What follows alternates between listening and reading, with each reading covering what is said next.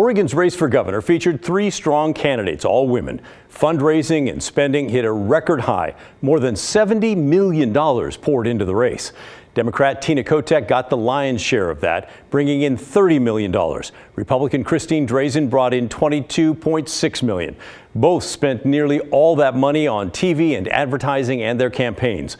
When it was all said and done, Kotek won with 917,000 votes. Drazan came in second with 850,000, and Betsy Johnson was third with 168,000.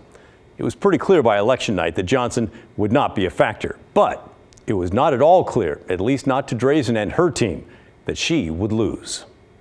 On election night, I did not know that we weren't going to win. I didn't know how it was going to turn out, but I did not at that time know that we weren't going to be successful in the race. What was that moment like when you finally did realize that? You know, it was devastating. I felt like I had let people down. Yeah, but you've done your best. Well, so I think that what people deserve, though, is when you fight as hard as we did, you know, when you really give it your whole heart and soul, you have to just really deeply commit to that goal. And I think that's what people did. That's what I did. And so, you know, on the other side of that, it's devastating. I asked her what impact Betsy Johnson had on the race. Did having the former conservative Democrat, who often voted with the Republicans and then ran as a non-affiliated candidate, did that help or hurt Drazan? I think it hurt me. She raised money almost exclusively from people that weren't supporting Tina Kotek. And so when I talk about being outspent in the end, 17, 18 million, whatever she raised, wasn't available for my race. And, you know, she really hurt my ability to compete financially, which matters, to be able to get sort of your perspective out there and say, listen, this just isn't true. You know, what she's trying to tell you is just not true. It's misleading. I just didn't have the resources to do that. So that was harmful. And she also, you know, overperformed in parts of the state that I won and underperformed in parts of the state that Tina won. Oh, interesting. Okay. Yeah. So if she had been stronger in the metro area, for example, that might have benefited you somehow. Yeah, and I think that having a third-party candidate that is that well-funded, we've known all along, she was going to have an impact on who won. You know, whoever was able to kind of hold on to their voters and keep them from being siphoned off would be the person that could make it out of this three-way election. Yeah. And Tina was able to hold on to Multnomah County, and in a very big way, and keep her voters from voting for Betsy. And so here we are. Drazan mentioned the fundraising by the third-party candidate, Betsy Johnson. Johnson did indeed raise a lot of money, $17.5 million. Now, it's not clear that all that money would have gone to Drazan instead, but it is fair to point out that the influence of the third candidate in a race like this is significant. There's another huge topic that we talked about, perhaps the elephant in the room, if you will, during this last election: abortion. Kotek made it clear she would stand behind the very strong protections Oregon has for abortion services and the unrestricted right for women to get an abortion in Oregon. Drazan never clearly said what her personal position is on abortion. She considered it a red herring, a false fear, since it is so well protected in state law. But she discovered it was a very effective issue for her opponent, a tool used to peel off Drazan voters. But over the course of the race, it became clear that as Tina spent more and more money on this issue, that she was able to convince people that an issue that is settled law in Oregon was somehow something that was at risk. It was disingenuous at best. It was deceptive, and people were afraid. Women were afraid over the course of that campaign. And the thing about it is, I'm not against anybody. And I have a personal faith that lands me in a particular place on that issue, but I was always super clear I was going to uphold the law, and I would as governor. And it took an additional $8 million and, you know, on an issue like abortion for Tina to be able to hold on to the governor's seat. And that's sometimes just how it goes. You know, we could not have predicted that that issue was going to come up. I still believe that Oregonians want a governor that wants to unite them. I believe that Oregonians want a governor that wants to work on issues that will affect their day-to-day lives. But when it came down to it, I do believe that was a big issue. Do you think, would it made a difference if you'd gone a step farther and said, or further, whichever word that is, would it have made a difference if you said, it's the state law and I'm not going to touch it? Well, and I felt like I did say that, that it is state law. Because I wonder if people, though, sort of thought, well, yeah, but if her friends get in and they change the state law, then we got trouble.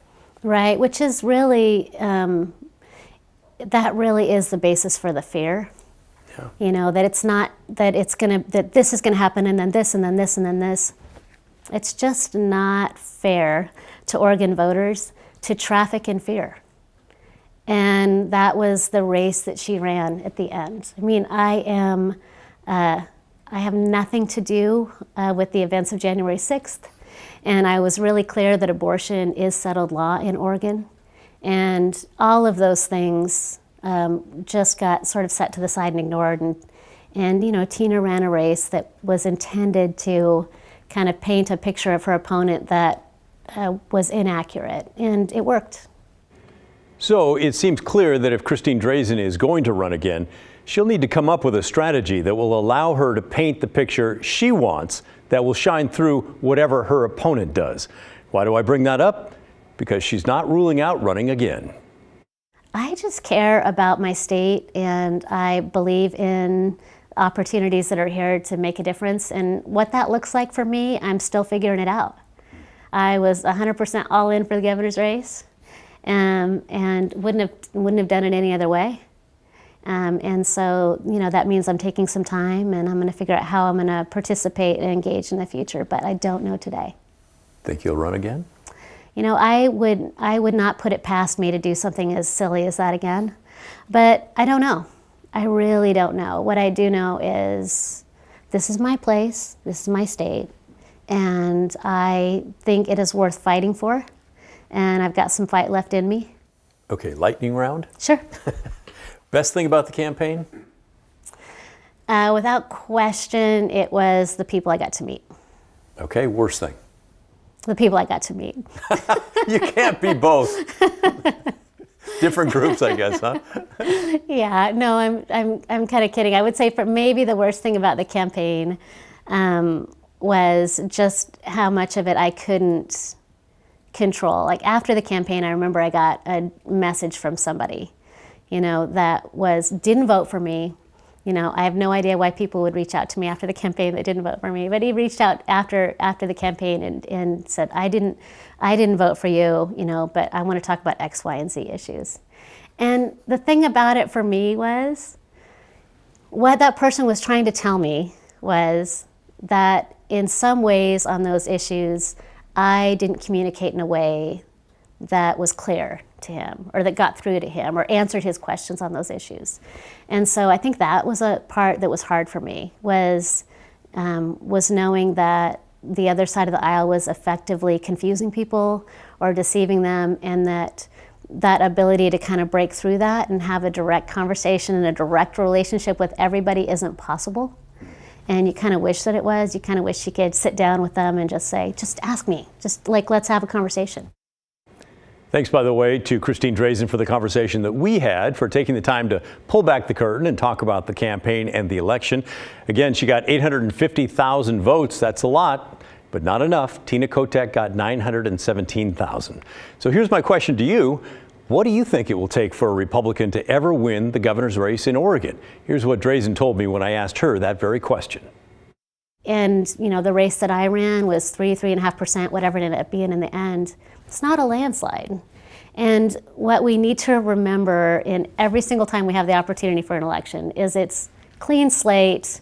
Let's start the conversation. Let's have a conversation. I always hope that that voters themselves will take people at their word and will judge people by their character and their actions and their behaviors and their commitments, and that at some point we'll be able to see that what happens nationally in party politics and party labels on both sides of the aisle isn't going to serve us long term unless we start to look at our leaders as individuals. And so I always think that the next election is the next opportunity to continue, this conversation with Oregonians. So we'll see. What do you think? Do you think she should run again, or is her time past? Share your thoughts with me, will you? Email us at thestory@kgw.com or call and leave a message. The phone number is 503-226-5090. I look forward to hearing from you.